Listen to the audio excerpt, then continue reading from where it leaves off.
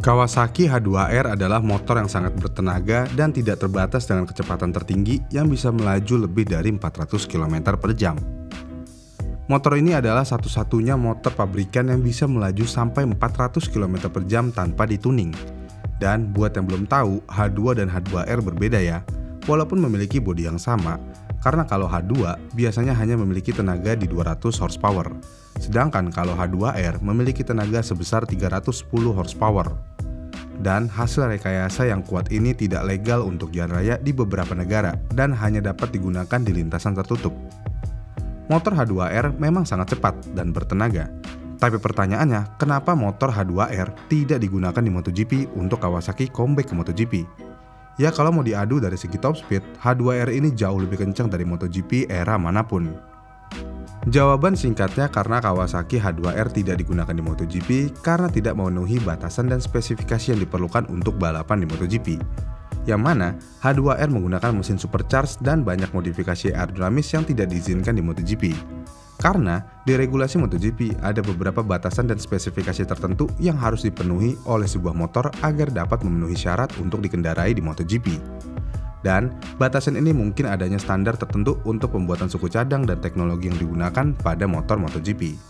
Yang mana standar ini bertujuan untuk terjadinya balapan yang lebih kompetitif di antara berbagai tim yang ikut serta dalam MotoGP.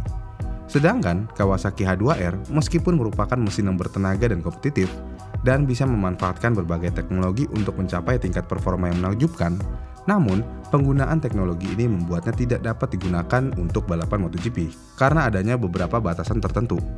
Yang mana syarat suatu motor bisa masuk ke MotoGP antara lain seperti ini nih. Yang pertama, motor hanya boleh memiliki kapasitas mesin maksimum di 1000 cc. Ya kalau dilihat dari regulasi ini, H2R seharusnya masuk sih, karena H2R memiliki cc di 998 cc. Kemudian yang kedua, mesin motor MotoGP harus memiliki 4 silinder dengan lubang maksimum 81 mm. Kemudian yang ketiga, supercharging atau turbocharging pada mesin MotoGP sama sekali tidak diperbolehkan. Nah, H2R sangat kepentok dengan regulasi ini nih. Lalu yang keempat, sepeda motor MotoGP hanya boleh memiliki 6 kecepatan. Dan yang terakhir, berat minimum motor MotoGP tidak boleh kurang dari 157 kg. Kalau dilihat dari regulasi, H2R hanya kepentok sama superchargernya aja nih. Kemudian, saking cepatnya ini motor, di beberapa negara motor ini nggak boleh digunakan di jalan raya.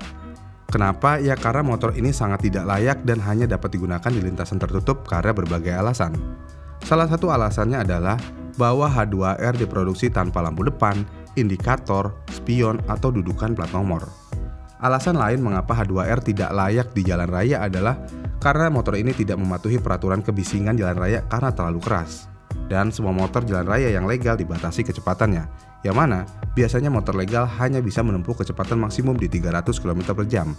Sedangkan Kawasaki H2R adalah sepeda motor yang tidak dibatasi dengan kecepatan tertinggi, dan motor ini bisa melaju sampai 400 km per jam. Dan ini alasan utama yang membuatnya ilegal untuk dikendarai di jalan umum. Namun, ada variasi Kawasaki H2R yang telah diproduksi mengikuti undang-undang jalan raya, sehingga legal untuk dikendarai di jalan raya. Model Kawasaki ini dikenal sebagai Kawasaki H2, dan motor ini dirancang untuk mematuhi semua peraturan layak jalan raya, sehingga legal untuk dikendarai di jalan raya umum. Kemudian, motor H2R adalah motor yang sangat canggih. Terus, apa perbedaannya Kawasaki H2R dengan MotoGP? H2R sangat berbeda dengan MotoGP, karena H2R adalah jenis motor induksi paksa. Ini berarti bahwa Kawasaki H2R menggunakan supercharger untuk meningkatkan performa mesin. Yang mana seperti yang saya sudah sebutkan tadi, supercharger tidak diperbolehkan untuk dilakukan pada MotoGP dan akan dianggap sebagai pelanggaran peraturan dalam motorsport ini. Kawasaki H2R juga berbeda dari MotoGP karena memiliki banyak modifikasi aerodinamis yang membantu memastikan bahwa roda depan motor tetap berada di tanah, meskipun semua tenaga dikeluarkan. Dan peraturan MotoGP tidak mengizinkan modifikasi semacam itu untuk membuat motor menjadi lebih aerodinamis. Makanya, kalau MotoGP habis digas, biasanya motor itu akan ngangkat-ngangkat bagian depannya. Kalau itu perbedaannya, terus apa nih kesamaan antara motor MotoGP dan Kawasaki H2R?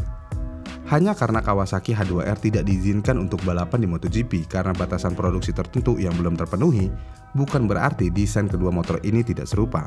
Yang mana, desain dan manufaktur motor MotoGP dan H2R memiliki beberapa kesamaan. Seperti motor ini sama-sama menggunakan mesin inline 4 silinder berkapasitas 1000 cc. Dan alasan penggunaan mesin 1000 cc untuk MotoGP dan H2R adalah karena mesin ini dapat menghasilkan rasio power to weight terbaik karena motor ini sangat ringan dan memiliki output tenaga terbaik. Kemudian, kalau Kawasaki H2R boleh ikut MotoGP, motor itu akan seberapa kompetitif sih di MotoGP? Meskipun Kawasaki H2R mungkin kompetitif dalam hal kecepatan di balapan MotoGP, namun motor ini tidak akan sekompetitif dalam hal melahap tikungan, pengereman, dan akselerasi. Karena kenyataannya, Kawasaki H2R tidak selincah motor MotoGP. Dan oleh karena itu, tidak akan sekompetitif dalam balapan di trek dengan motor MotoGP. Karena sudah bisa dipastikan, motor MotoGP jauh lebih lincah dan dapat berbelok lebih cepat daripada Kawasaki H2R. Dan motor MotoGP juga dapat mengerem lebih lama untuk memperlambat atau berhenti, serta dapat berakselerasi lebih cepat saat berbelok dibandingkan Kawasaki H2R. Yang mana itu tentu aja memberikan keunggulan bagi motor MotoGP jika harus berlomba di lintasan dengan H2R. Dan jika motor MotoGP dan Kawasaki H2R harus beradu cepat di lintasan lurus tanpa tikungan, motor MotoGP pasti akan berada di posisi kedua setelah H2R. Hal ini dikarenakan Kawasaki H2R memiliki kecepatan tertinggi yang jauh lebih tinggi, yaitu lebih dari 400 km per jam dibandingkan motor MotoGP yang hanya memiliki kecepatan tertinggi di 356 km per jam. Meskipun motor MotoGP mungkin dapat mencapai kecepatan tertinggi lebih cepat daripada H2R saat melaju di jalan lurus, tapi H2R pada akhirnya pasti akan berhasil menyalip motor MotoGP karena memiliki kecepatan tertinggi yang jauh lebih tinggi. Oh iya, untuk hal ini sudah dibuktikan oleh Kawasaki sendiri loh. Tapi bukan di trek MotoGP sih, melainkan di trek Isle of Man TT. Jadi kala itu pada tahun 2015, Kawasaki H2R sedang melakukan demo parade lap atau promosi H2R lah ya.